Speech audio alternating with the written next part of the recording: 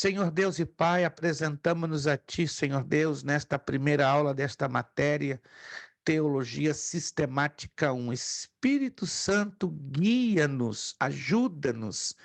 Necessitamos da luz poderosa do Teu Espírito sobre as nossas mentes e corações. Aqueles alunos que não poderão vir por trabalho, saúde, situações de família, possas tu alcançá-los com a tua bênção, com a tua bondade, com a tua misericórdia, com a tua graça e com o teu poder, ajudando-os a resolverem as suas questões. Se conosco, ó Deus, abrindo a mente, abrindo o entendimento dos alunos, ó Deus, dando-nos a graça necessária para absorvermos o que será ministrado. E a mim me dá graça, fortaleza, Senhor, ânimo para transmitir a tua palavra tal qual ela é. Obrigado, Senhor, pelo teu cuidado às nossas vidas e obrigado a esta escola teológica. Tem sido muitas lutas, mas em cada luta estaremos vencendo como temos vencido até aqui, no grande, maravilhoso nome de Jesus Cristo. Muito obrigado.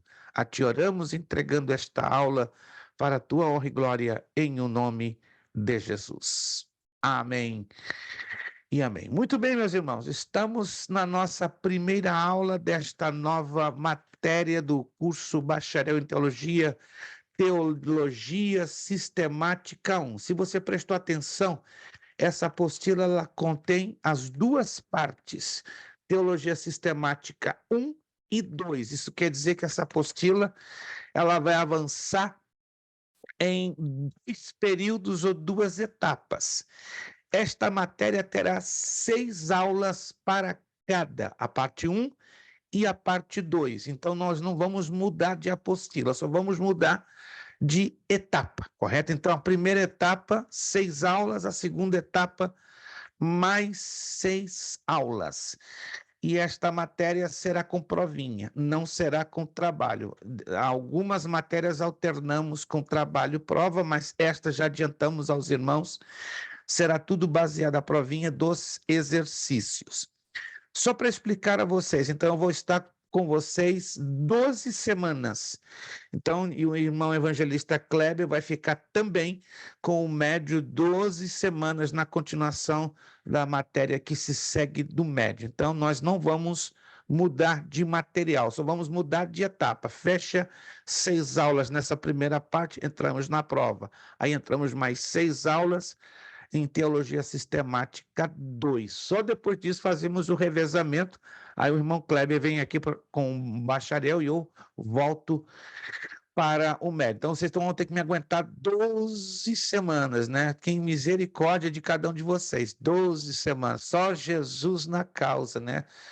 Alguns estão até orando, Senhor, tem misericórdia, mais 12 semanas que o pastor Luiz Prestes, só Deus para me dar muita unção para aguentar, né? Então, mas vocês me aguentaram até aqui, me aguentam, por favor, mais 12. Eu consigo aguentar vocês sorrindo e rindo, à toa, né? Mas não sei se vocês estão me aguentando assim por tanto tempo. Mas Deus é bom e vai dar graça a vocês e vocês vão suportar como têm suportado até aqui. Deixa eu dar um rápido resuminho, bem rápido, de 3 minutos, como será essa matéria em 2 etapas. A matéria de teologia sistemática é uma das mais interessantes da teologia e, consequentemente, do curso bacharel em teologia, porque ela vai trazer um resumo das principais doutrinas bíblicas, ou seja, dos principais ensinamentos da palavra de Deus. Alguns deles já foram estudados lá no básico e no médio. Parece uma pequena repetição, mas é apenas uma viagem panorâmica, né, que nós vamos estar dando em cada uma destas doutrinas bíblicas. Outras vocês ainda não a conheceram de perto, não é como nós vamos conhecer de perto e de forma resumida, né? Só deixando claro, né? Nós hoje começaremos com bibliologia. Quem passou por essa matéria? Acredito que todos já passaram, né? Lá no básico. Então, nós vamos fazer uma viagem bem rápida para alguém se lembrar, porque parece que ficou lá para trás e a tendência, o que ficou muito lá para trás é se esquecer. Então, nós vamos dar uma viagem rápida, uma refrescada nesta matéria. Também nós vamos entrar numa matéria, esta nós não estudamos, chamada teontologia, que é a doutrina do próprio Deus, da existência de Deus. Então, essa matéria definitivamente ela não foi estudada nem no básico, nem no médio.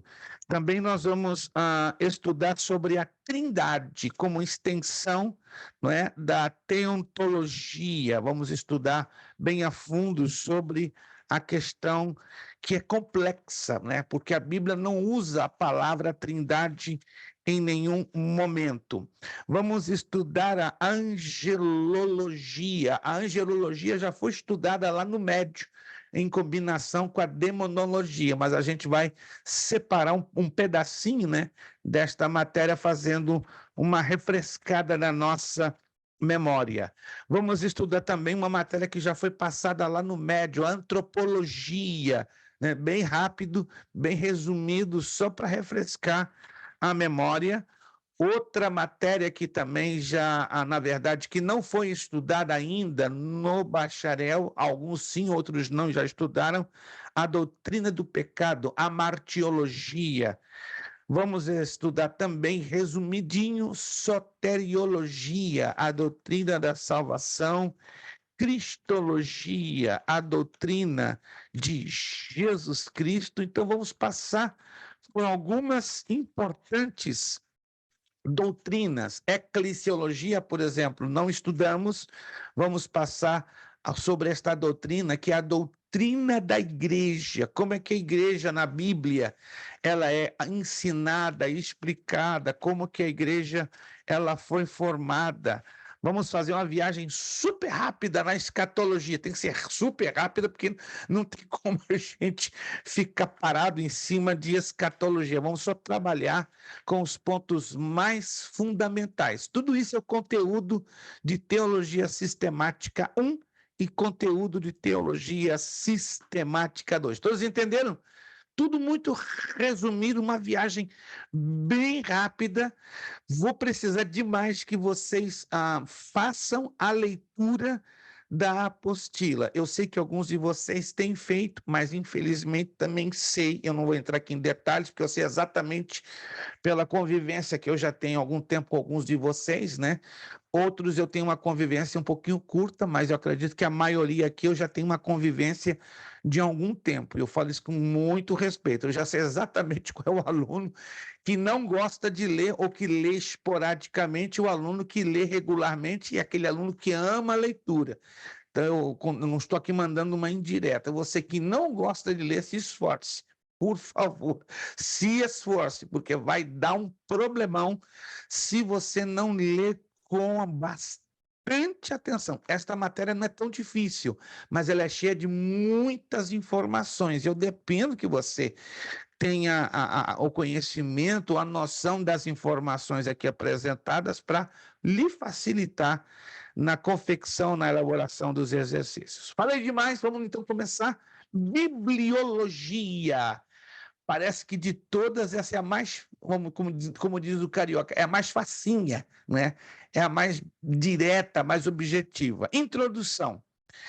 Eu vou postar durante a semana os slides, né? Na correria não consegui realmente passar os slides como eu costumo, né? Mas eu vou passar entre amanhã e quinta-feira e vocês já vão ter os slides para a próxima semana a gente já está trabalhando com eles. Vamos lá.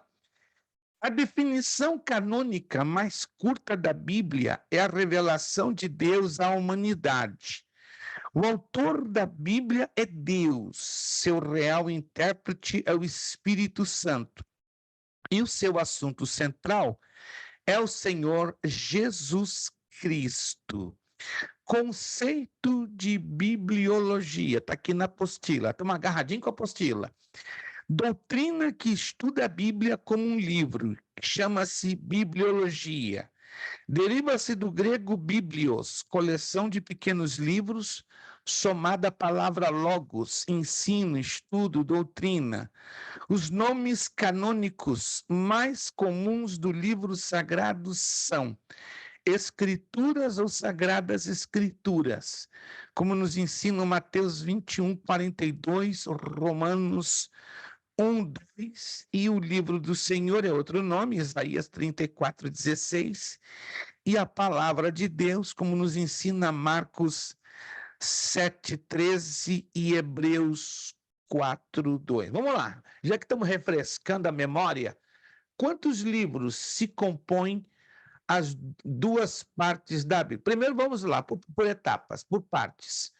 Como se chamam as duas grandes partes que compõem a Bíblia? Qualquer um pode abrir o áudio e responder a minha pergunta. Como se chamam as duas grandes partes que se constituem a Bíblia? Velho Testamento e Novo Testamento? Isso, Velho Testamento, também conhecido como Antigo Testamento e Novo Testamento. Agora vamos lá. Quantos livros compõem-se o Antigo ou Velho Testamento e quantos livros compõem-se o Novo? Vamos lá, se alguém consegue se lembrar. 39, o Antigo Testamento, 27, o Novo, Perfeito, compondo 66 excelente. livros. Maravilha, irmã Fabiana está ligada com a tomada e está com bateria super carregada. Parabéns, irmã Fabiana. A senhora está lá com a tomada posta e ainda tem bateria de reserva do seu lado. Estou percebendo. Não, da maneira como a senhora respondeu, tem que ser, gente. Está com a tomada posta e ainda está com a bateria. Se acabar a luz, a irmã Fabiana já joga para a bateria, para o gerador. Parabéns. Continue assim que a senhora vai começar a colher pontinho já no começo da matéria. Irmãos, vamos lá, abusando um pouquinho, né? Porque isso aqui é refrescagem, refrescando a matéria. Os idiomas que foram escritos à Bíblia, vamos por partes. O Antigo Testamento foi escrito em que ou em quais idiomas? Vamos lá. Antigo Testamento. Alguém se lembra? Interessante. Chega no momento das perguntas que dá aquela pausa, dá até agonia. Como é que é? Repita. O Antigo Testamento hebraico. Só isso?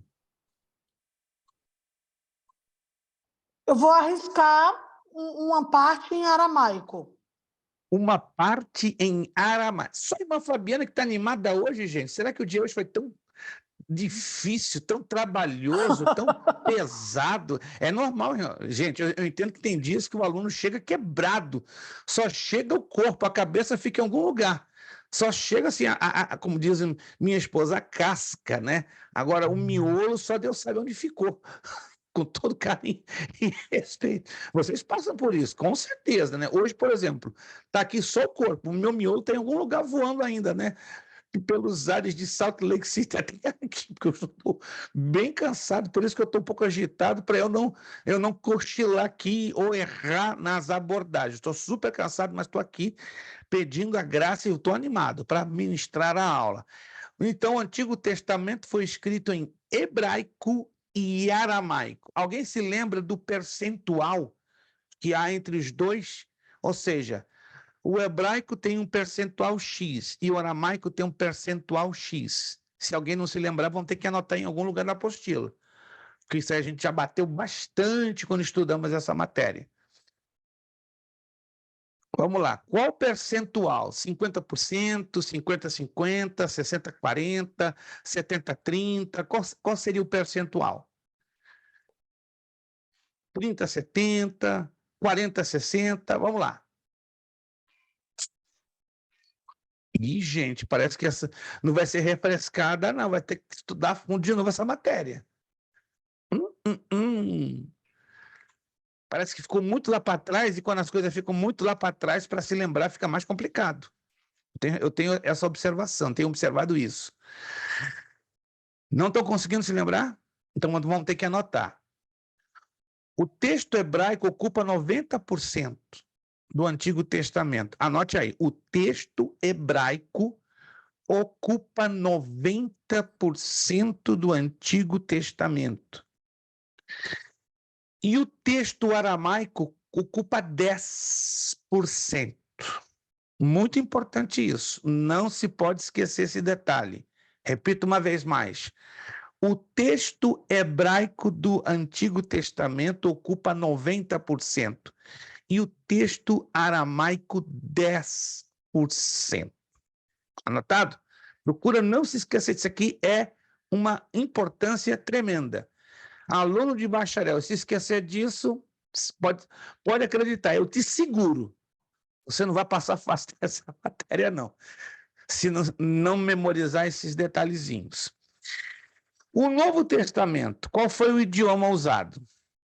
Ou idioma, se foi mais de um idioma? Novo Testamento. O grego e o aramaico?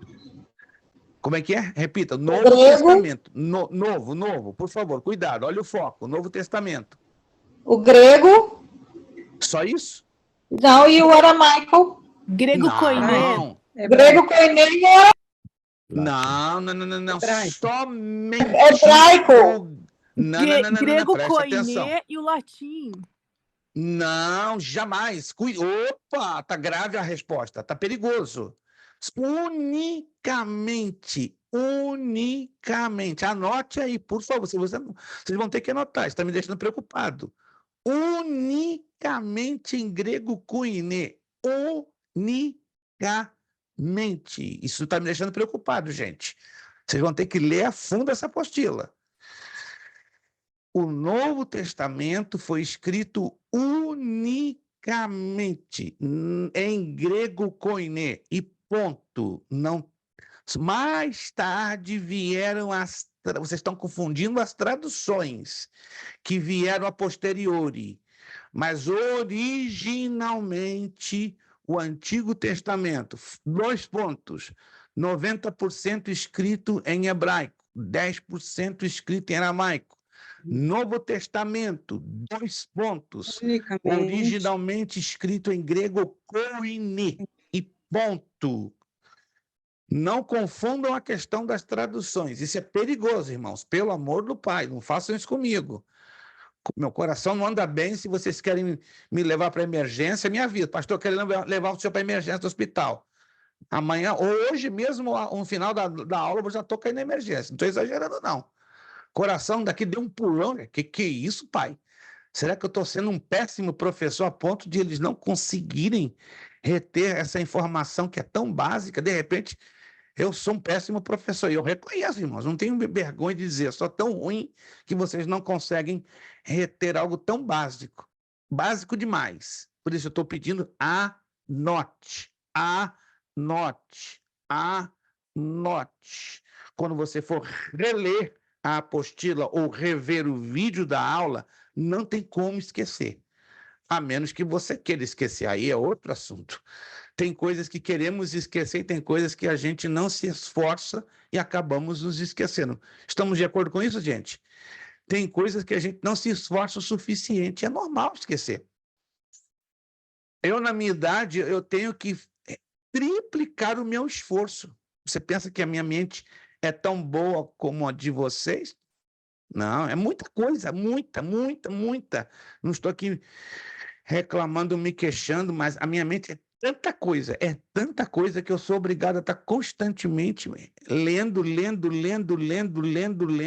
O segredo é você estar lendo constantemente. Eu sei que vocês têm uma vida de trabalho, uma vida que se ocupa com o trabalho, fica difícil, e ao contrário da minha vida, né? Não estou me comparando, mas a minha vida é isso aqui é que é a minha vida, é o meu trabalho constantemente.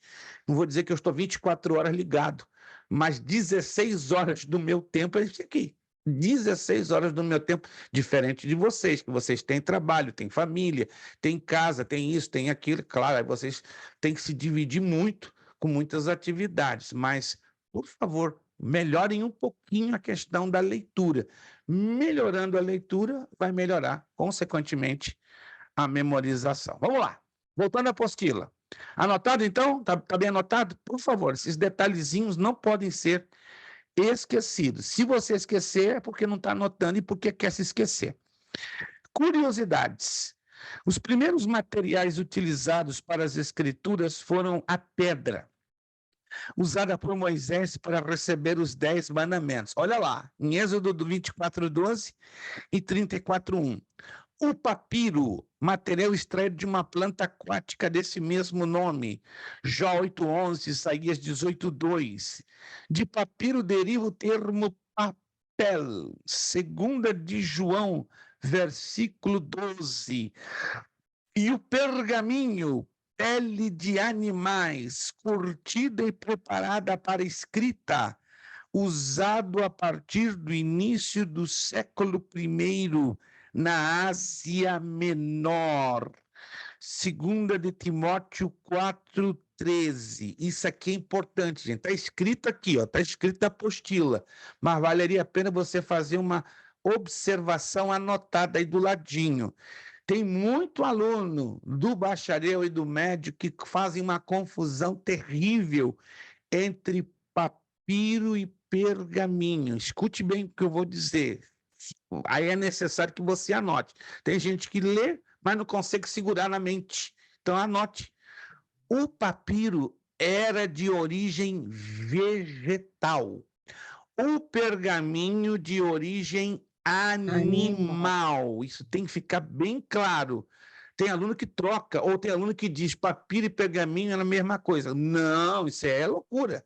Você dizer que papiro e pergaminho é a mesma coisa, é o mesmo que dizer que água e azeite é a mesma coisa, não faz sentido. Então, procure não se esquecer, e se você acha que vai se esquecer, anote. Papiro de origem vegetal. Embora está escrito aqui, é engraçado. Tem aluno que ainda lê e esquece.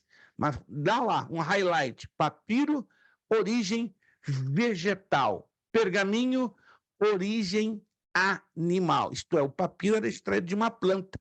O pergaminho era uma elaboração de pele de animais. Isso influi muito na durabilidade dos materiais. Ou seja, as cópias da Bíblia feitas em papiro tinham curta vida, curta duração.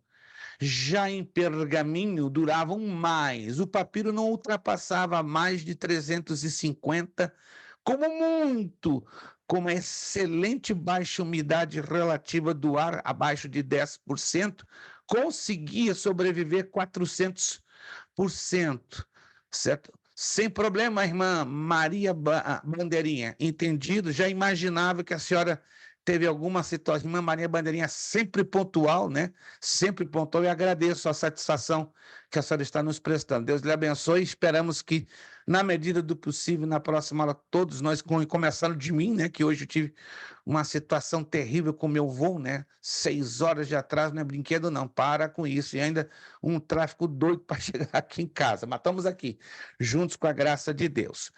Ok, e o pergaminho, por ser de origem animal, ele facilmente ultrapassava 3.000 anos de durabilidade. Tanto que hoje nós temos à disposição maior número de cópias dos livros da Bíblia em pergaminho do que de papiro. O papiro é muito pouco, muitíssimo poucas cópias, e elas estão bem deterioradas, bem arrebentadas. Conheço várias cópias de papiros, né, de livros da Bíblia, mas estão bem assim, ilegíveis, pelo fato que não duram muito tempo, e as que conseguiram sobreviver nos dias de hoje estão em condições bem ruins, até mesmo para a leitura. Agora, o pergaminho é fantástico.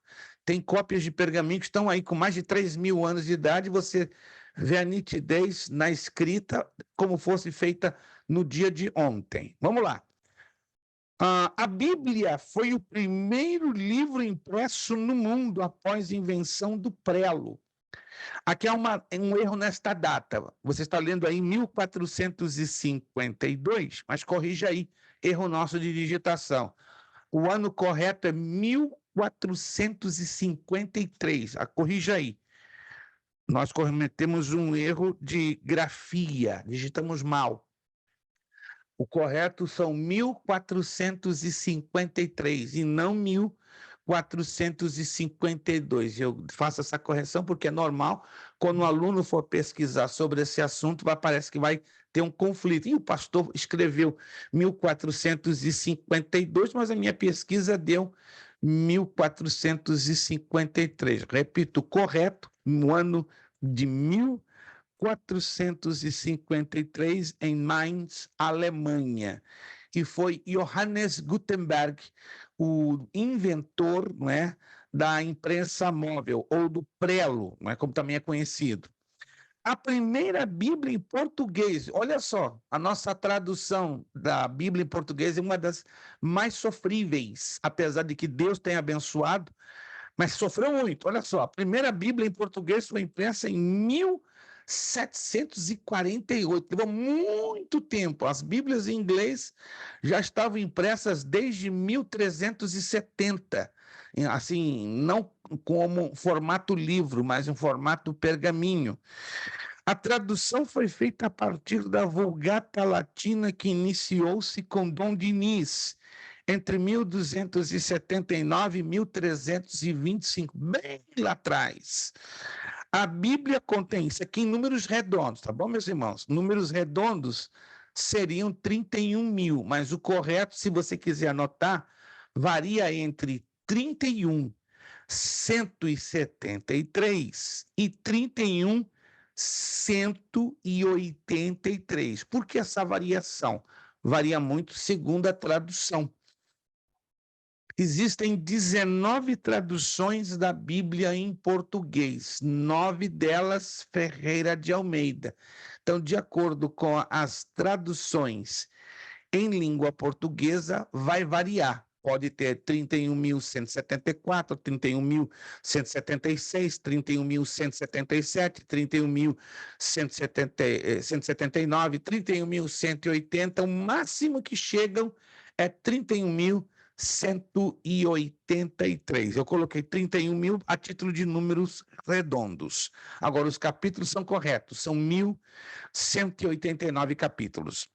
A divisão em capítulos foi introduzida pelo professor universitário parisiense Stephen Langton em 1227, que viria a ser eleito bispo de Cantuária pouco tempo depois. Então, até 1227, a Bíblia não era dividida em capítulos. Olha que confusão para se ler a Bíblia, era tudo texto corrido.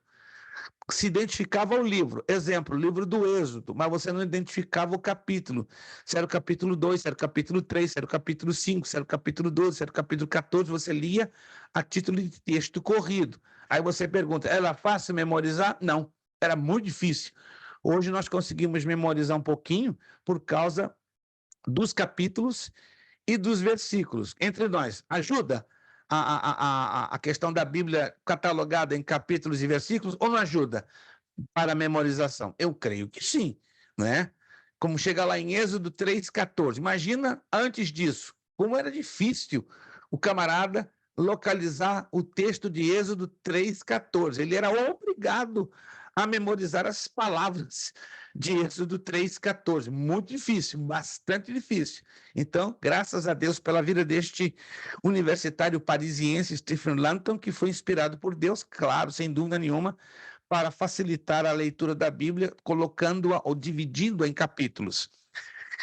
A divisão em versículos foi introduzida em 1551. Não foi de uma vez só, não, gente. Primeiro começa a divisão em capítulos. Quase 300 anos depois, em versículos, 1551, pelo impressor parisiense, o outro francês, Robert Stephanus. Ambas as divisões tinham por objetivo facilitar a consulta e as citações bíblicas e foi aceita por todos, incluindo os judeus. Olha só, geralmente o judeu, com todo respeito ao meu povo, né, mas são bem cabecinha dura, são bem teimosinhos. Mas graças a Deus que os judeus aceitaram bem essa divisão, né, do Antigo Testamento, porque claro que eles nunca aceitaram o Novo, né? O judeu ortodoxo não aceita o Novo Testamento, só o Antigo, mas essa divisão em versículos foi bem aceita, caiu bem no conceito dos judeus. Virando a página, o versículo central da Bíblia é o Salmo 118:8, o qual divide a mesma ao meio. Faz aí uma gincana da sua Bíblia, uma gincana bíblica na sua igreja, e você vai pegar todo mundo, porque a maioria não sabe qual é o versículo que é o exato meio da Bíblia. Salmo 118, verso 8. 98% dos pastores não tem isso memorizado, acredita? Já peguei pastor no pé, no cotovelo, não memoriza, diz, porque não se importam com detalhes que são super importantes. Pastor, sim, claro, o mundano, a primeira coisa que o mundano vai encarar em cima da gente é se a gente tem uma visão, um conhecimento mínimo da Bíblia. E com todo respeito, por favor, não se sinta ofendido, porque eu não estou jogando aqui em direto e nem é do meu estilo ofender ninguém, porque não temos razão para ofender ninguém, embora eu sei que, infelizmente, alguns pouco delicados se ofendem à toa. Mas é um pouco vergonhoso, ou por que não vergonhoso, um pastor, e até mesmo de igreja, não saber desses detalhes. E olha, gente, eu não vou entrar em detalhes.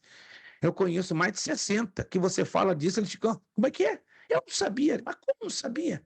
Porque nunca estudou a fundo a palavra de Deus, só estuda por cima. E se estuda por cima, como é que ele vai dar alimento para o rebanho de Cristo? Não, um pastor tem que conhecer a fundo, tem que ter pelo menos um básico em teologia. Se não tiver um básico em teologia e não conhecer esses detalhes, rapaz, o negócio fica complicado. O mundano pode colocar ele até na vergonha. Tá? Então o Salmo 118:8 é o versículo central da Bíblia. Faz um highlight para não esquecer disso. Os livros de Ester e Cantares de Salomão não possuem a palavra Deus. Ficou no ditado popular, só Ester que não fala o nome de Deus, errado. Cantares também você não vai encontrar o nome, a palavra Deus. Olha só, sempre ficou na cabeça de muita gente, é só Ester, errado. É Ester e Cantares de Salomão que você não encontra a palavra Deus. Aqui tem um problema. Eu coloquei isso aqui de propósito só para vocês verem que é um grande problema. Vocês vão encontrar em vários livros de teologia. Escute essa. Vocês vão encontrar isso em vários livros de teologia, revistas de escola dominical e sites na internet. Eu fiz questão de colocar essa frase aqui de propósito. Ó. A frase não temas ocorre 365 vezes em toda a Bíblia, o que dá uma frase para cada dia do ano. Isso aqui é uma falácia. Isso aqui é uma fraude. Isso aqui não é uma verdade. Mas eu fiz questão de colocar esta frase aqui, porque, eu repito, vocês vão encontrar em vários livros de teologia, revistas de escola bíblica dominical e sites na internet. Isso aqui é uma fraude. Não existe isso, irmãos. Existe sim a frase não temas, mas ela não acontece 365 vezes, ela passa de 820 vezes. Que? Esse é o problema. Trazem uma informação que não procede. Só faz uma observação. É uma Eu coloquei de fake. exato, uma fake, uma informação fake. Então, eu fiz questão de colocar essa informação para vocês analisarem que tem coisas sérias e perigosas, que de púlpito é ensinada, mas não tem base bíblica, irmãos. Nós vamos entrar não em polêmica, entendam bem, eu sou uma pessoa que detesto debater e polemizar a Bíblia. A Bíblia não é para ser debatida e nem polemizada. A Bíblia é para ser ensinada, exposta e explicada. Essa é a função, humildemente falando, do ministério que Deus me confiou. Se eu não posso explicar, se eu não posso ensinar, não é? Se eu não posso expor a Bíblia, eu tenho que sair fora deste ministério que ele me confiou há mais de 50 anos. Então, eu me esforço para colocar a Bíblia de maneira explicada, ensinada e exposta, certo? E vocês vão ver que tem coisas que falam aí por afora, mas que não tem assentamento, base bíblica. E essa aqui é uma delas. Os números 3, 7, 12 e 40 predominam admiravelmente em toda a Bíblia. Isso aqui é correto. Os números 3, 7, 12 e 40. Isso aqui é 100% correto. Predominam admiravelmente em toda a Bíblia. Agora eu pergunto, valendo 50 pontos. Vamos lá, quero começar dando pontinho para deixar vocês sorrindo, felizes e alegres. Qual o significado teológico do número 3, do número 7, do número 12 e do número 40? Já falei alguma coisa disso lá atrás. Não sei se alguém guardou, memorizou, anotou. Anotei, mas está em outro caderno. Está em outro caderno, não ficou na mente da irmã Ruth. Que pena, irmã Ruth. Tá em Não, é outro- muito difícil ficar alguma coisa assim. O 12 e o 40 eu não lembro, não, mas o 3 é Trindade, né? O 7 é perfeição. Só posso dar o ponto cheio acertando tudo, não posso O dar 12 e o metade. 40 eu não lembro, pastor. Que pena. Alguém quer se arriscar aqui para falar dos 4? Ninguém se arrisca. Que difícil, 12, gente. 12 é das 12 as tribos de Judá, as tribos Sim, de. mas qual é o significado teológico? Tem um significado Não teológico. sei. Não sabe. Já falamos. Só que a irmã Giane não conseguiu segurar lá dentro da caixa neurológica dela. A minha só funciona metade, né, pastor? A minha nem é Fala metade, a minha é só um quarto, e olha lá. Não, vocês estão se subestimando, vocês têm um potencial monstruoso. Está chegando ali, irmã Sandra Sandim. Acabei de falar, desaparece da tela. Que coisa séria, irmã Sandra. Parece a irmã Sandra, assim que a senhora puder, por favor, queremos ver o seu abençoado rosto. Paz, boa noite. Estou no centro de reabilitação. Opa, está explicado. Tranquilo. Se a senhora estivesse em casa, era outro assunto. Tranquilo, maravilha. Amém. Gente, vamos anotar então. Eita, parece que essa matéria, estamos estudando ela de novo. Tá difícil você se lembrar dos detalhes. Número 3, significado teológico, é o número de Deus e é o número do céu. Pai, Filho e Espírito Santo. 3. Número de Deus que está ligado com o céu. 7 é o número da perfeição. Agora tem um detalhe, ó, isso aqui é difícil. Está lá na apostila de bibliologia, que alguns já passaram por essa matéria, mas não estão se lembrando. O 7 é a combinação de 3 mais 4. 3 é o céu, 4 é a terra. Norte, sul, leste e oeste. Então, 3 mais 4, 7. Por isso que faz a perfeição. É o céu e a terra juntos, aí fazem a perfeição. 12 é o número do governo perfeito. 12. Número do governo perfeito. 40. Número do teste, número da prova. Está anotando? A menos que a sua mente esteja melhor do que a minha. E acredito que sim, está bem melhor do que a minha. Meu Deus!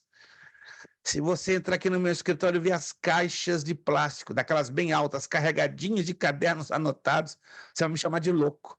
É a única forma que eu tenho para não me esquecer de nada, ou quase nada.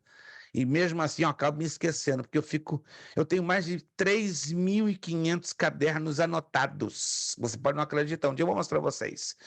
De 150 páginas, eu anoto tudo e releio quase todos os dias as minhas anotações. Essa é a maneira que eu mantenho a minha memória Pastor, funcionando e viva. Se eu não faço isso, me quebro. o Porque número vocês têm 18 7, anos, eu tenho 64. o número Quem tem 7, 18 anos. 7 é o número da perfeição divina, que é a combinação de 3, fala do céu, e 4, que fala da terra, norte, sul, leste e oeste. 12 é o número do governo perfeito, ou o número da aliança perfeita, e 40 é o número do teste, ou o número da prova, ou da como provação, assim, como pastor? queiram. Como assim, número do teste, número da prova? É só a senhora estudar a fundo os eventos da Bíblia que envolvem o número 40. Todas as vezes que a senhora vê na Bíblia o número 40, está associado com teste, com prova, com avaliação. Jesus foi tentado quantos dias? 40 dias e 40 40 noites. dias e 40 noites. Elias jejuou quantos dias? 40 dias e 40 noites até a direção do Monte Horebe. Moisés, quanto tempo ele recebeu as tábuas da lei lá no Sinai? 40 dias e 40 noites. E assim por diante. Então, nós temos que associar os acontecimentos ligados aos números. Tá? O número 12 está sempre ligado com o governo perfeito, as 12 tribos de Israel, os 12 apóstolos ou discípulos, e assim por. Nós temos que prestar atenção a quais fatos estão ligados ou associados esses números, porque na medida que a gente identifica os acontecimentos e os fatos, a gente já vai ter interpretação em si, entendeu? O número 8 está ligado à ressurreição, a novas coisas. O número 8 é o número da ressurreição ou das coisas novas. Eu vou ter que passar para vocês um livro muito bom chamado Números da Bíblia, Pastor Abraão de Almeida. Vocês precisam adquirir esse livro, vai ajudar vocês a interpretarem corretamente todos os números da Bíblia. Não é loteria esportiva, não é zooteca, não é jogo do bicho, mas, gente, que lindo quando a gente aprende a entender os números da Bíblia, porque a gente entende a mensagem, a interpretação correta da mensagem da palavra de Deus. Está chegando o nosso irmão Washington Garga, né? Ele tem um trabalho um pouco difícil lá no Brasil, então estou aqui justificando o atraso dele. Irmão Washington, boa noite, Pai do Senhor. Me ouve? Boa noite, pastor. A paz do Senhor. Desculpa pelo atraso também. Eu entendo que o irmão tem o seu trabalho, o irmão já me explicou, né? O seu trabalho é um pouco complicado, mas na medida do possível, continue insistindo, né? Batalha bastante aí para chegar no horário. Sei que é difícil, tá? A gente prima, a gente zela muito pela questão da pontualidade, eu sei que nem sempre é possível, mas quando possível, hoje, por exemplo, não foi possível, da minha parte, tive um atraso no meu voo de 6 horas, ainda levei quase 1h40 para chegar na minha casa, enfim, mas vamos batalhar juntos para a gente chegar junto e dar certo em nome de Jesus. Vamos lá. O Antigo Testamento encerra citando a palavra maldição. Que coisa curiosa. O Novo Testamento encerra citando a graça de nosso Senhor Jesus Cristo. O que nós aprendemos com isso? O Antigo Testamento aponta, né, para termos cuidado com as maldições, mas o Novo Testamento nos motiva, nos anima à bênção, e a bênção está ligada com a graça de nosso Senhor Jesus Cristo. Isso aqui parece doideira, mas é fato, ó. A Bíblia completa. Eu creio que nenhum de vocês já fizeram isso. Eu já consegui fazer 4 vezes. Não estou me gabando, nem me vangloriando. É uma coisa doida, mas já fiz 4 vezes. E olha, dá um cansaço que você não imagina. A Bíblia completa pode ser lida em 70 horas e 40 minutos. 70, já fiz isso 4 vezes. Gente, é coisa de doido. Só tive, assim, alguns minutinhos rápidos para ir ao banheiro e estar mastigando alguma coisa, mas já fiz isso. Quanto se retém na mente? Depende. Uma pessoa que tem uma leitura, vamos dizer assim, assídua, lê bastante, consegue reter até 70%. Quando eu fiz essa leitura, claro, eu era bem mais jovem. Eu tinha os meus 25, depois 30, 40 e 50 anos. Então, como eu tinha lido 2 vezes, as 2 outras vezes ficaram mais fáceis, como uma espécie de uma refrescagem. Então, fica mais fácil para reter na mente. Mas o máximo que você consegue reter, segundo a idade, claro, né? Como eu li as 2 vezes, sendo bem mais jovem, eu consegui no total reter até 70%. É loucura? Parece que sim, mas não é não, funciona. Tá? Hoje eu não consigo fazer isso, eu não consigo ler em 70 horas. Já consegui há 2 anos ler em 96 horas, mas a retenção ela cai bastante, cai para 50%. Né? Então, vai muito da idade, das condições, mas aqui é interessante isso aqui, ó, a Bíblia completa pode ser lida em 70 horas e 40 minutos, na cadência de leitura de púlpito. O Antigo Testamento leva 52 horas e 20 minutos, o Novo Testamento 18 horas e 20 minutos. Para ler a Bíblia toda em um ano, basta ler 5 capítulos aos domingos e 3 nos demais dias da semana. Aí funciona bem. Aí é lindo. Eu vou postar também no grupo uma tabelinha, um plano de leitura. Quem aqui conhece plano de leitura bíblica? Alguém conhece aqui? Eu creio que a maioria de vocês conhece, mas eu vou postar nesta semana para ajudar a você que ainda não conseguiu ler a Bíblia inteira, ou se já leu 1 ou 2 vezes, porque se anime para ler a 3ª ou a 4ª vez. Vamos lá. Como podemos saber se a Bíblia é infalível? Número 1, a própria Bíblia o afirma. A Bíblia afirma em várias passagens acerca de si mesma que ela é a palavra de Deus e não contém erros. Preste atenção nisso aqui que eu vou lhe lembrar. Este livro não contém a palavra de Deus. Como é que é? Repito. Este livro não contém a palavra de Deus. Por quê? Ela é a palavra de Ele Deus. fala de um estado vivo. É um livro vivo. Se não fosse um livro vivo, eu poderia afirmar de sã consciência: contém. Se eu pego um tratado de medicina, aí eu posso afirmar: este livro contém orientações de endocrinologia, que é o estudo, né, dos órgãos endócrinos ou das glândulas endócrinas. Se eu pego um livro que fala sobre cardiologia, eu posso dizer: este livro contém um tratado de cardiologia, o estudo, né, do coração. Mas quando se trata da Bíblia, eu tenho que dizer e afirmar: este livro anote, não se esqueça, não contém, ele porque ele é vivo, ele resulta no poder do próprio Deus. Opa! Então ele nunca, jamais conterá, ele sempre é a palavra de Deus. Outro detalhe, não contém erros. Peraí, mas uma coisa é conter erros doutrinários e outra coisa é conter erros de copista. Os copistas, aqueles que copiaram o texto original e reproduziram suas respectivas cópias, aí sim, eles cometeram erros nas cópias, mas o texto original, revelado pelo Espírito Santo aos quase 40 autores, não contém nenhum erro doutrinário. 2 de Timóteo 3, 16, 17, 2 de Pedro 1, 20, 21, Mateus 24, 35, deixa isso bem claro. A expressão "assim diz o Senhor" e equivalentes encontram-se cerca de 3.800 vezes na Bíblia. Interessante.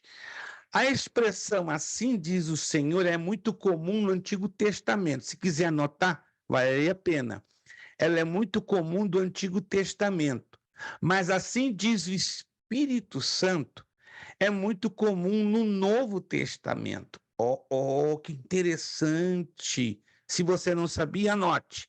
"Assim diz o Senhor" é a chancela ou é a marca registrada do Espírito de Deus ao revelar a sua palavra no Antigo Testamento.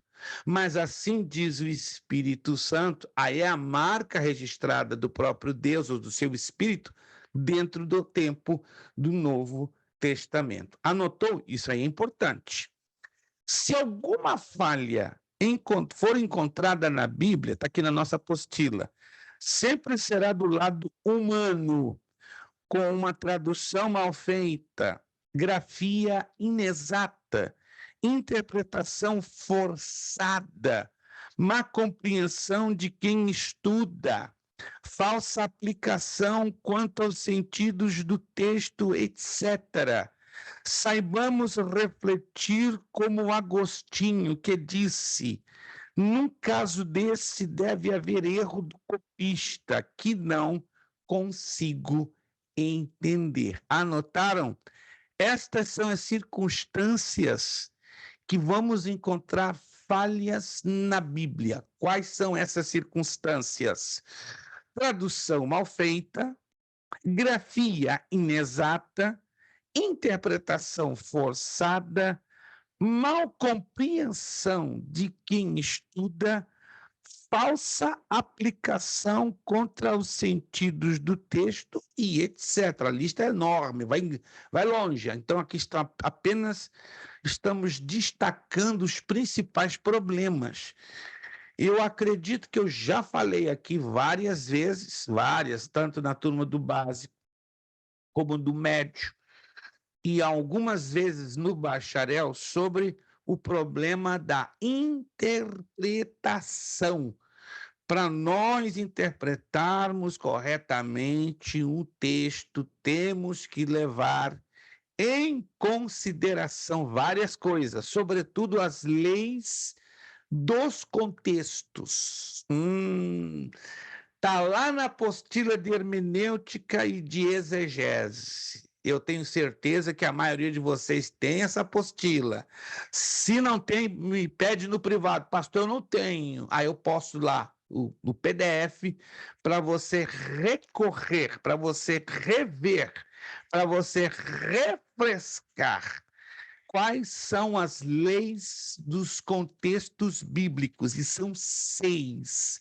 Então, nenhum texto na palavra de Deus ela pode ser interpretada de forma isolada. Isso é grave, isso é perigoso. A gente pensa que é o testemunha de Jeová, é o católico romano, é o mórmon que prega heresia. Hoje estamos ouvindo de púlpito centenas de heresias. É triste dizer isso da boca de pastores, da boca de evangelistas, de presbíteros, de missionárias, de diaconisas. Irmãos, me dá tristeza, me bate uma angústia de morte. Vou dar um exemplo de um texto que, infelizmente, os ministros, pastores, missionários batem na tecla, insistem em dar a sua interpretação própria e não levam em consideração pelo contexto remoto da Bíblia. Ageu 2:9, vamos lá. Ouvi semana retrasada visitando uma igreja aqui em Orlando, faltei infartar e batia na tecla. É isso, e me deu vontade de dizer: não é isso, minha irmã, não é isso, minha irmã. Mas a gente tem que ficar quietinho, a gente tem que ser ético. Mas me deixou irritado, me estressou, levantou até meu açúcar, porque eu me estressei muito. E Jesus, não dá para entender isso. É inacreditável como se estuda tão pouco. E pior, se lê tão pouco a palavra de Deus. E da parte de pessoas que se dizem obreiras e obreiros. Isso, para mim, é vergonhoso. Não somos melhores do que ninguém. Começando de mim. Ageu 2:9. Gente, pelo amor de Cristo, o que é isso? Ageu 2:9. A glória desta última casa será maior do que a primeira, diz o Senhor dos Exércitos. E neste lugar daria paz, diz o Senhor dos Exércitos. Gente, eu estou animado. Quando eu estou cansado, eu fico animadíssimo. Quero dar 75 pontos para o aluno que me der a interpretação correta deste texto. Esse À texto, luz da... ele é, assim, falado para Israel, não é? Não é para nós. Começamos por aí. Perfeito, irmã Maria Bandeirinha. Deixa Deus lhe usar. Irmã Maria Bandeirinha está começando com 2 pés direitos. Esta é uma palavra direcionada para Israel. Excelente. Agora vamos ver se a irmã Maria Bandeirinha fecha a bênção, né? Que aqui não posso dar pela metade a bênção. Vamos lá, continue.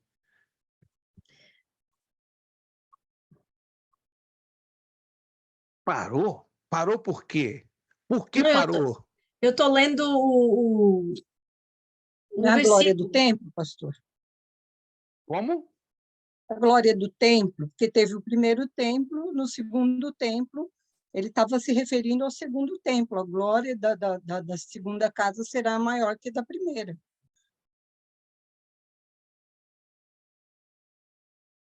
Negativo, infelizmente.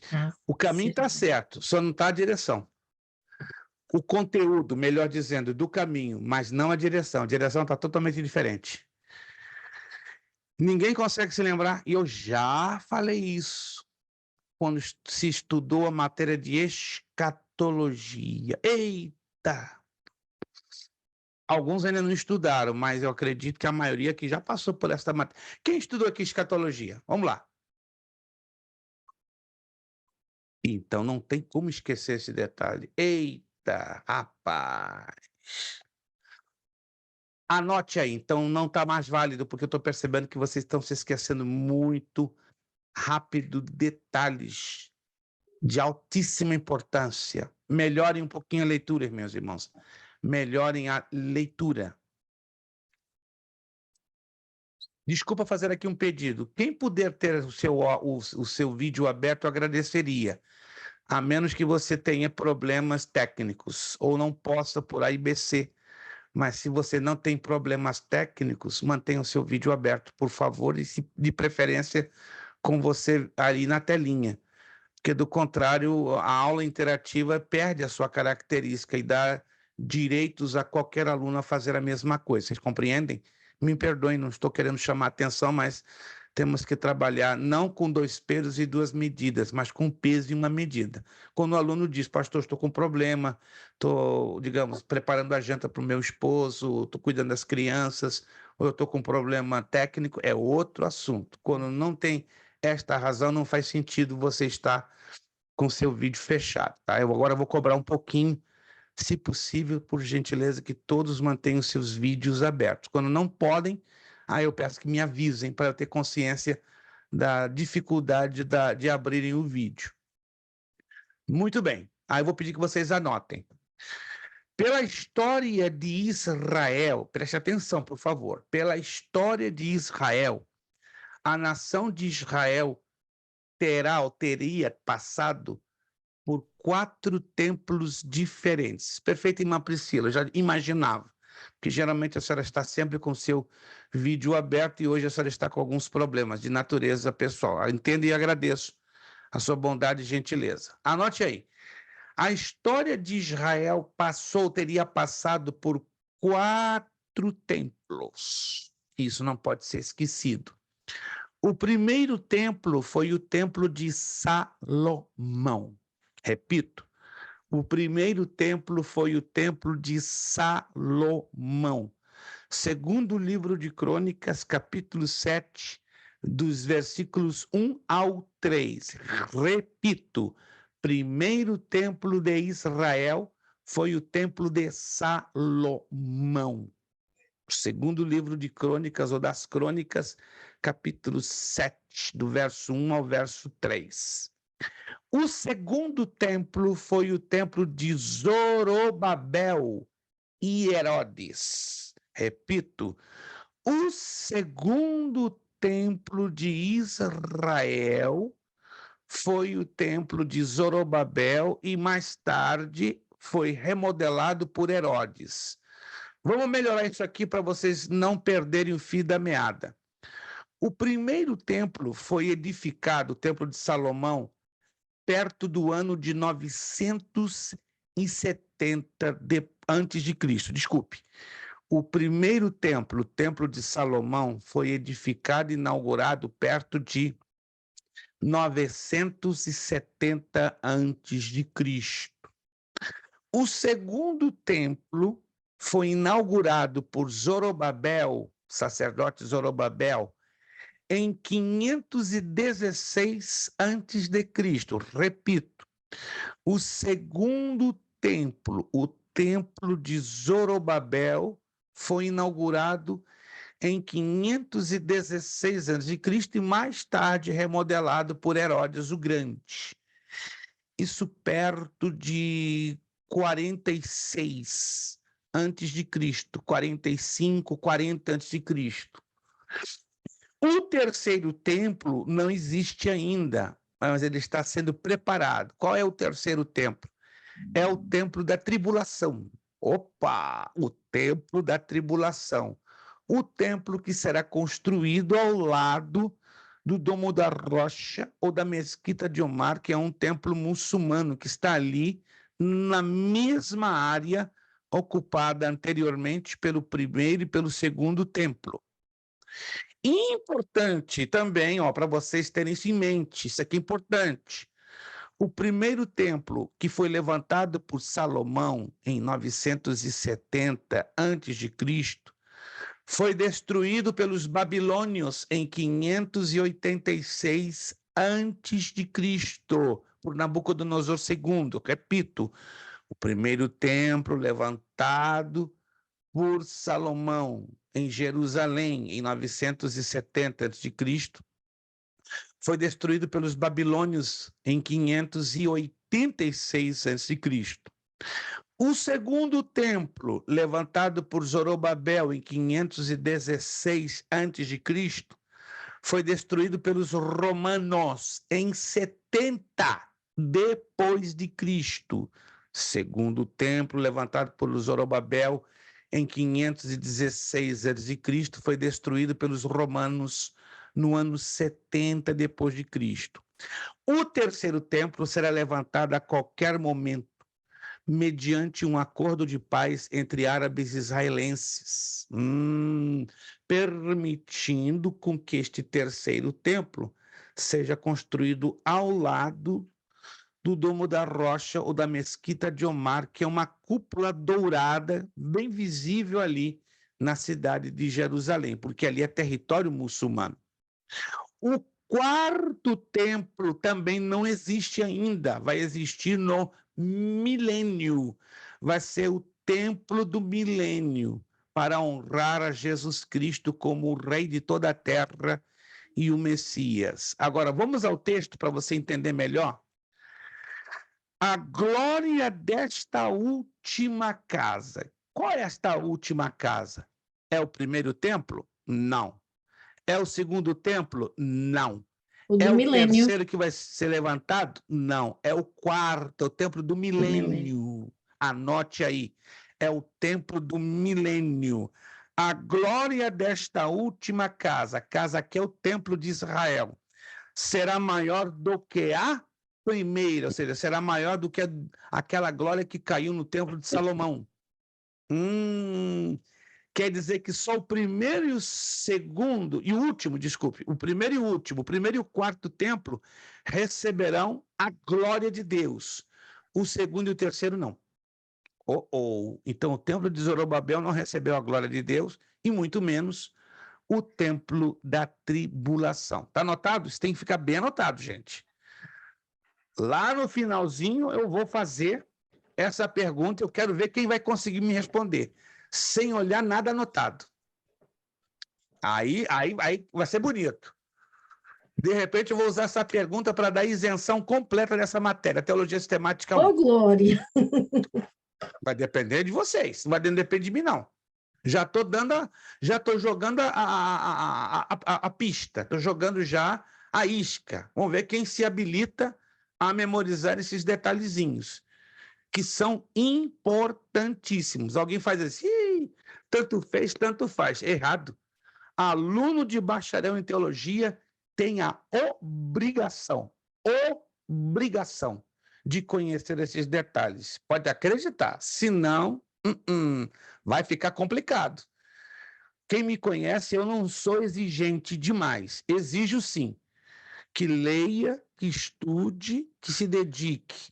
Se não lê, não estuda, não se dedica, não espere que eu vou lhe ajudar e vou deixar você passar fácil. Aí não.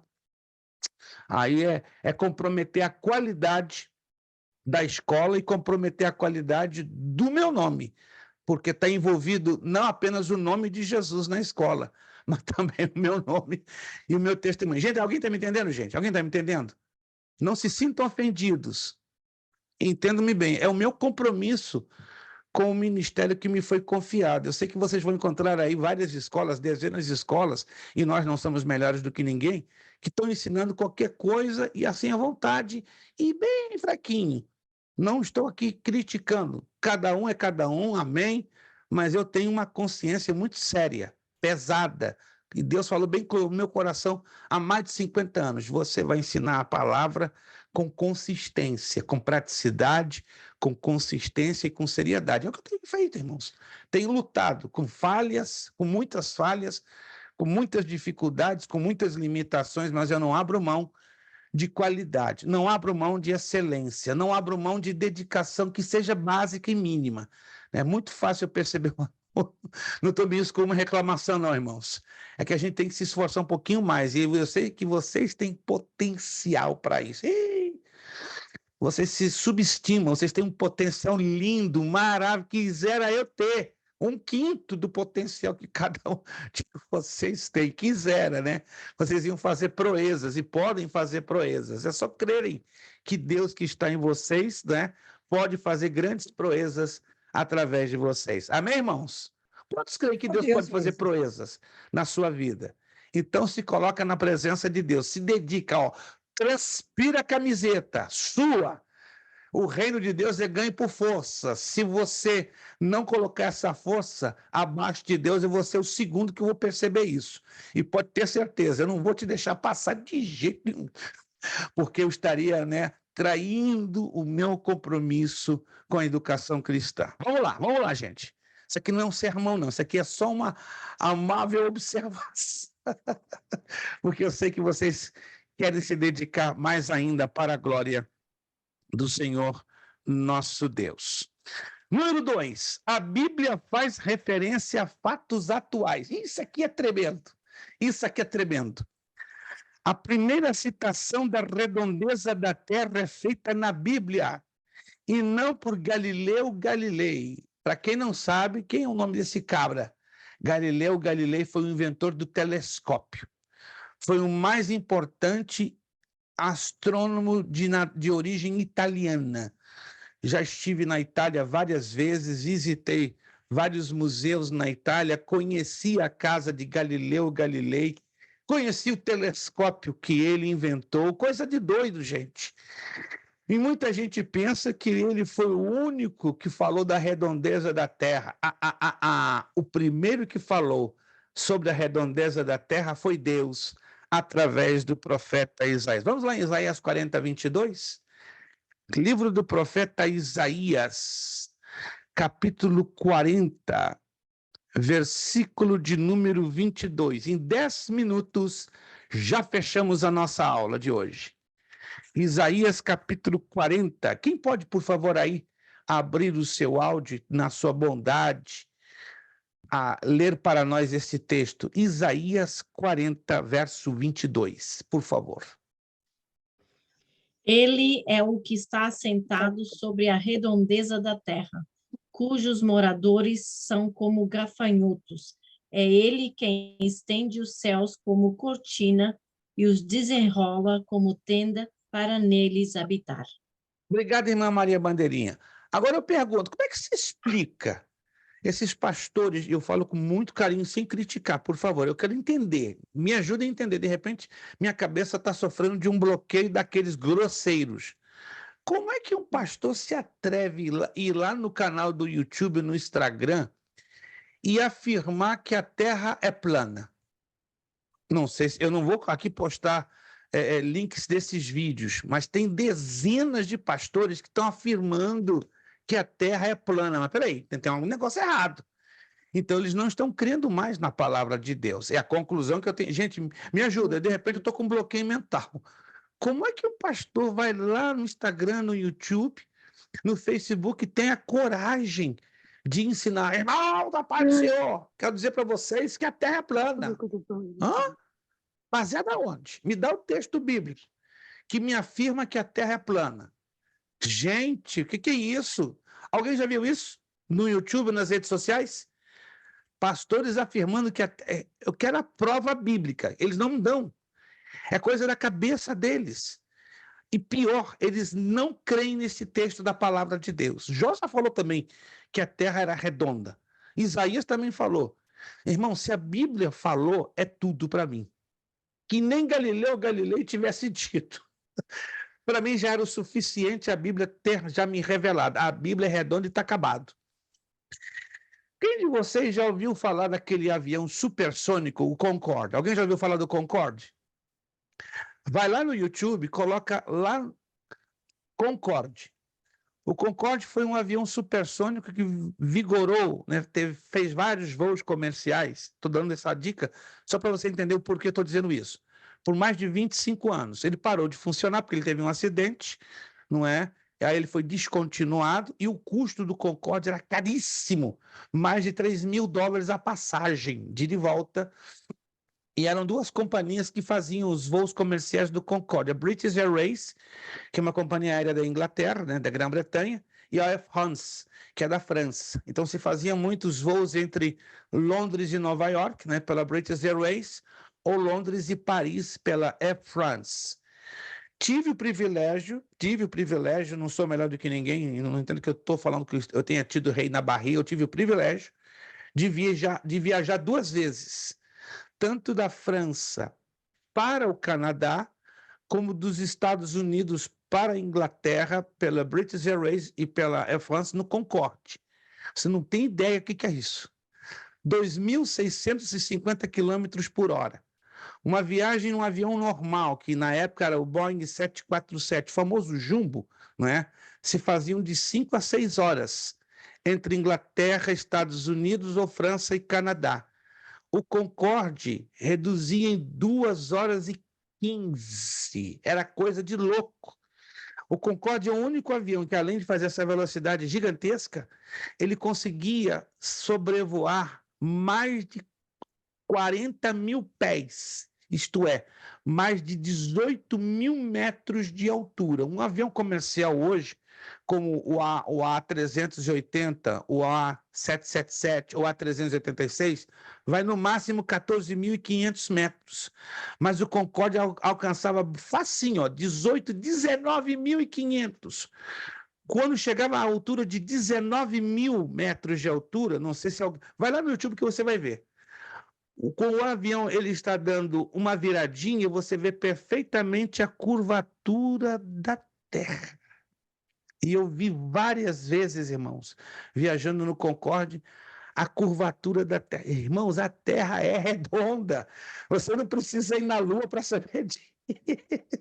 Mas quem já viajou no Concorde ou já viajou no A380 também consegue ver a curvatura da Terra. Então, cuidado com esses pastores que estão aí insistindo em dizer que a Terra é plana. Se a Bíblia já me falou que é redonda, tá acabado. Eu nem preciso de viajar no Concorde ou no A380 para ter essa experiência da curvatura da Terra. Eu já creio. Mas Deus dá para alguns, né, alguns pequenos privilégios para comprovar isso na prática. Vamos lá. O trânsito pesado e veloz, os cruzamentos, os faróis acesos aparecem descritos exatamente hoje. E Naum, se você nunca leu, anote aí. Naum 2:4 já profetiza sobre os carros, os sinais de trânsito, os cruzamentos doidos. Quem pode ler para mim Naum 2:4? Pastor, eu nunca li isso na minha vida. Não, eu já li isso há 50 anos. E é loucura essa profecia, é loucura. Naum capítulo 2, versículo 4. Vamos ver quem encontra Naum. Pastor, Naum está na Bíblia? Claro. Eu posso ler, pastor? Por favor, por favor. Os carros se enfureceram nas praças, jogar-se-ão pelas ruas. O seu parecer é como de tochas, correrão como relâmpagos. Anotou aí? Passa um highlight. É a profecia que fala dos cruzamentos de tráfego dos carros em alta velocidade nas ruas. Gente, a descrição é fantástica. Naum, capítulo 2, versículo 4. Se você nunca leu sobre essa profecia, anota aí, deixa bem claro. E pega aí os seus irmãos na sua igreja. Aonde está escrito na Bíblia? A profecia dos carros se chocando nas ruas, nas praças e nos cruzamentos de sinais de trânsito. Vão ficar rindo da tua cara. Você está brincando? Com a palavra de Deus não se brinca. Com a palavra de Deus se ensina e se revela. Que coisa linda, irmãos. É triste que tem pastor que não sabe, nunca leu isso. Isso me dá tristeza, angústia, aflição. Mas agora vocês estão aprendendo e sabendo. As mensagens através de outdoors. Eita, como é que é isso aí? Pelo amor de Deus, está falando sério. Os outdoors. Quem é que conhece outdoors? Que agora são aquelas telas de LCD. Antes eram de papel, lembra aqueles negócios de papel grandão armados nas entradas das cidades? Agora são aqueles telões gigantescos de LCD. Está na Bíblia, Abacuque 2:2. Vamos lá, quem lê para mim Abacuque 2:2? Meu Deus de misericórdia, não sabia disso não, anote isso aí. Para você pegar lá o seu irmão, mostra na Bíblia. A O profecia Senhor dos me- outdoors. Sim, O Sen- adiante. O Senhor me respondeu e disse: escreve a visão, grava-a sobre as tábuas, para que a possa ler até quem passa correndo. Uau, os outdoors. Todos nós conhecemos, estamos numa rua, numa estrada, vemos lá grandão apresentando uma propaganda de um produto, de uma igreja, de qualquer coisa visível para quem passa correndo. A primeira referência, ó, isso aqui é mais doido ainda. A primeira referência a impressões digitais aparece no livro mais antigo da Bíblia. Anote isso aí, isso aqui é lindo demais. E 99% das pessoas, dos crentes que lêem a Bíblia, não sabem disso. Não sabe. Jó capítulo 37, verso 7. Meu Deus. Fala sério comigo, estou falando bem sério contigo. Jó 37, 7. Quem pode ler para mim, por favor? Ele sela as mãos de todo homem para que conheçam todos os homens a sua obra. Por favor, irmã Ruth, repete esse texto. Olha, presta atenção na leitura dos detalhes de Jó 37, 7. Talvez você já leu, mas passou por cima e não prestou atenção nos detalhes. Tem que prestar atenção naquilo que eu e você lemos. Repita, por favor, irmã Ruth. Jó 37, 7.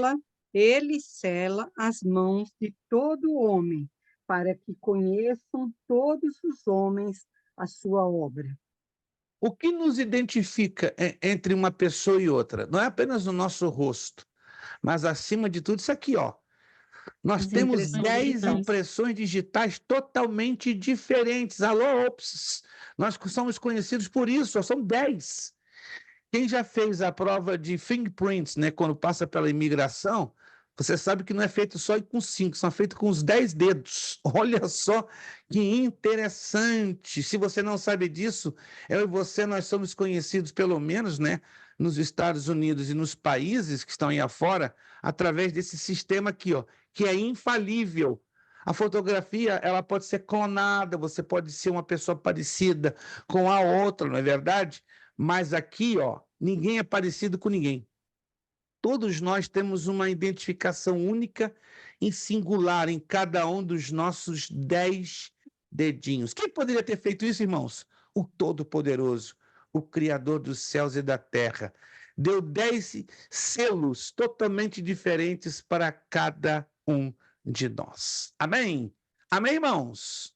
Acorda, eu estou percebendo que alguém está dormindo hoje. Ei, papai do céu. Segunda-feira foi difícil para a maioria, graças a Deus, mas minha oração é que a próxima segunda seja um pouquinho menos apertada e você esteja mais desperto, nem que tenha colocar aí uma latinha de Red Bull para ficar ligado. Meus irmãos, vamos continuar na próxima aula, a partir da página 2. A Bíblia, a unidade da Bíblia é um milagre. Então, na próxima aula, dia 27 de maio, vamos continuar com o ponto 3, a unidade da Bíblia é um milagre. Mas não vou deixar vocês quietinhos, não. Vamos passar para os exercícios? Vamos lá no finalzinho? Eu coloquei como provão, né? Só para animar vocês. Provão único de Teologia Sistemática 1 e 2. Vocês vão fazer da questão 1 à questão 10, somente. Da 1 a 10. Foram lá no finalzinho da apostila? Questão 1 a questão 10. Acredito que o irmão Washington já tem, porque eu postei lá no grupo Apostila, né? Talvez já tenha conseguido imprimir. Então, da questão 1 à questão 10. Anotaram? Somente da questão 1 à questão 10. E a gente já vai corrigir na próxima aula. A gente vai fazer paulatinamente, né? Porque essa apostila ela vai cobrir 2 etapas. 6 aulas para a primeira etapa e mais 6 aulas para a segunda etapa. Perfeito? Então, próxima aula, vamos corrigir, então, da questão 1 à questão 10 dos exercícios. Para tal, leia, por favor, leia. Separe um tempo para ler. Fica uma coisa estranha na minha cabeça quando o aluno não separa tempo para ler. Parece que o aluno está, infelizmente, perdendo tempo. E eu quero acreditar que ninguém aqui está perdendo tempo. Amém. Pastor, Maravilha, posso só então. tirar uma dúvida? Por favor, por gentileza, Eu já faça. estava querendo ter aula com o senhor para poder tirar essa dúvida. Eu estava numa reunião e depois pediram para nós falarmos do que é que a gente ora que nos dá medo e colocamos em oração. E uma das coisas que eu coloquei e que eu falei que eu peço muito a Deus é nunca perder a minha salvação. Então alguém me respondeu que eu estava errada, que eu não deveria estar orando isso para Deus, porque no momento em que eu já sou salva para sempre. E eu não entendo assim, né? Porque eu acho que Aonde essa pessoa, e eu falo com grande respeito, quem quer que seja ela, se é uma pessoa leiga, se é um pastor, se é um teólogo, aonde ela me prova isso na Bíblia, aí a pessoa pelo foi buscar menos. a Bíblia, só que ela só me Sim, deu um mas a versículo. minha pergunta, presta atenção na minha pergunta, desculpe interromper a senhora. Para ela provar isso na Bíblia, escute bem o que eu vou lhe dizer, ela tem que me apresentar 3 textos semelhantes. Se ela lhe apresenta um texto sozinho, isolado, é um argumento dela, não é um argumento da palavra de Deus. Ainda que use a Bíblia, preste atenção, eu posso usar a Bíblia para apresentar um argumento meu sustentado por um versículo. Mas quando a Bíblia tem um ensino legitimamente bíblico, eu preciso de 3. Se eu não tenho esses 3, é um ponto de vista pessoal. Ainda que eu esteja usando a Bíblia. Preste atenção, isso aqui é um critério que a hermenêutica bíblica ensina. Porque a hermenêutica bíblica é uma ciência da teologia. Se essa pessoa só apresentou um texto sozinho, isolado, não é válido. Porque ela não tem conhecimento, eu falo isso com profundo respeito, nenhum Foi. de hermenêutica bíblica. Nenhum. Porque é muito fácil. Os mormons fazem isso, pegam um texto isolado para apresentar uma argumentação que defenda o seu ponto de vista. Os testemunhos de Jeová fazem a mesma coisa, os adventistas fazem a mesma coisa, e para piorar, cristãos evangélicos estão fazendo a mesma coisa. Isso constitui-se em heresia. Isso é sério. E outra Isso é coisa, grave. pastor, por exemplo, e outra coisa que eu tenho dúvidas e pelo pouco conhecimento que eu tenho da Bíblia, eu nunca achei nenhum texto que falasse disso, né? A pessoa está na presença do Senhor e entregou a sua vida, mas depois saiu da igreja e quando volta para se reconciliar, eu ouço muitos pastores falarem para Deus escrever novamente o nome no livro da vida. Não, onde está escrito isso na Bíblia? Não está, não é? Pelo menos Não existe. Não existe. Isso, com todo respeito, por favor, não se ofendam, gente. Não estamos aqui para ofender ninguém. Estamos aqui para esclarecer a Bíblia. Isto é uma fantasia. E o excesso, a insistência deste ensino gera uma heresia. Eu só vou dar um texto, irmã Maria Bandeirinha e os queridos irmãos. Eu poderia dar aqui 218, mas o tempo não me permite dar esses 218 textos que defendem que a salvação pode ser perdida. Tem na Bíblia 218 textos. Pastor, me dá os 218. Você vai ficar cansado. Mas vou te dar um, que para mim, com todo carinho e respeito e humildade, é mais do que suficiente. Judas, verso 3. Desculpa, eu passei do horário, mas eu precisei responder essa pergunta porque ela é fatal para nós entendermos a importância da nossa salvação. Judas, versículo 3. Peço que todos abram suas Bíblias, por favor. A menos que você tenha de memória. Judas, verso 3. Não existe capítulo em Judas. é verdade? Perdão. Por favor. Por favor, Judas não tem capítulos. Não, Judas só não tem tem, não, versículos, e são 25 versículos. isso. E nós vamos ao versículo de número 3. Vou esperar que todos aqui abram Judas, o livrinho que está antes do Apocalipse. Uhum. Versículo de número 3.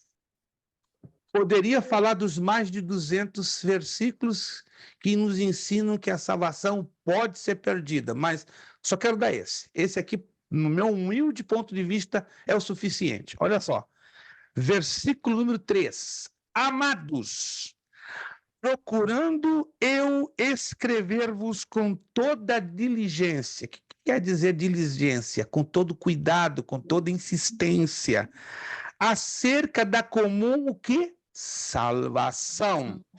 Tive por necessidade escrever-vos e exortar-vos. O que é exortar? Chamar atenção, animar, motivar, não é? E exortar-vos a fazer o quê? O quê? A batalhar pela fé. E uma vez foi dada aos santos. Que fé é essa?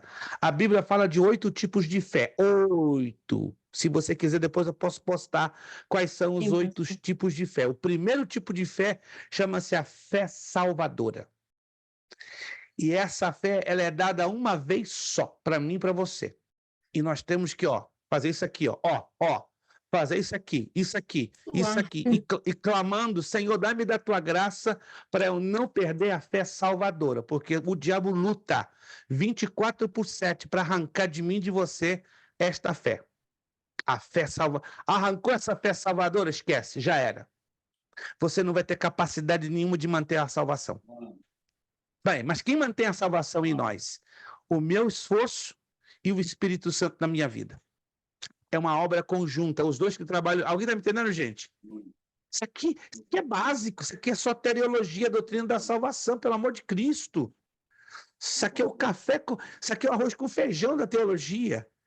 É eu e o Espírito Santo que temos que trabalhar em acordo. Se eu não trabalho em acordo com ele, esquece, estão perdendo tempo. Estão brincando de crente, brincando com salvação. E salvação não é algo para ser tomado como brincadeira. Alguém entendeu, gente? Temos que batalhar pela nossa salvação. E, nesse caso, temos que batalhar para o diabo não arrancar de nós esta fé que foi dada uma única vez. Está anotando aí? Está anotando comigo? A fé salvadora. Se o diabo arranca a fé salvadora de mim e de vocês, esquece, já era, acabou. Que isso, pastor? Acabou, já era. Você não vai ter mais força para reagir na presença de Deus. E é o que o diabo faz dia e noite, para jogar dúvida, para jogar tantas coisas na minha mente, no seu coração, no nosso coração, para arrancar essa fé. Amém, irmãos? Está explicado? Eu poderia apresentar os outros 200 versículos. Mas, pastor, eu fiquei curiosa, foi da mulher. E qual é o versículo que ela deu para ela, ué? Eu já sei qual é. Foi o João 10, 27. Eu já imaginava. Os calvinistas trabalham com 4 versículos memorizados. É tipo brainwasher, lavado de cabeça, né? Lavado cerebral, né? Lavagem cerebral. Um deles é João 10, 27. Texto fora de contexto. Isso é horrível, gente. Isso é coisa de calvinista. Temos que ter cuidado, irmãos. Mas eu vou falar um pouquinho sobre isso quando a gente entrar no tópico soteriologia. Está lá na apostila, soteriologia, doutrina da salvação. Gente, venham com extintores de incêndio, vai pegar fogo. Quando nós chegarmos nessa parte, vai pegar... Gente, estou falando sério, vai pegar fogo. Tem um balde de água para apagar a aula, porque o negócio vai ser complicado. A gente vai entrar na Bíblia, provando que salvação, sim, pode ser perdida. Amém, irmãos? Amém. Podemos terminar a aula? Mas se puder postar lá no grupo, poste, pastor. Eu vou ter que fazer uma aula gigante para explicar a soteriologia, mas está lá na apostila. Se a senhora for lá na apostila, a senhora vai entender já por adiantado muita coisa, a menos que a senhora não queira ler. Aí é outro assunto. Se a senhora não quiser ler, muda a figura. Começa já a folhear, está lá dentro da apostila um pouquinho sobre a soteriologia e a gente vai dar as explicações. Deus falou alguma coisa comigo e com você nessa noite? Comigo falou. Opa, se não falou com você, vou orar para você se entregar a Jesus de novo. Vamos agradecer ao Senhor a Deus? Vamos agradecer ao Senhor a Deus? Vamos pedir nosso irmão Wellington, que está com um rosto de professor violento. Meu Deus! Fala sério! E até de bispo, né? Tá uma mistura aí bem interessante no rosto, que eu não vejo ele há muito tempo, né? Quando eu vi agora, fiquei surpreendido, né? A esposa está cuidando muito bem do irmão Wellington e Jesus também. Parabéns. Irmão Wellington vai estar nos despedindo a nossa aula de hoje. Muito obrigado, Deus nos abençoe.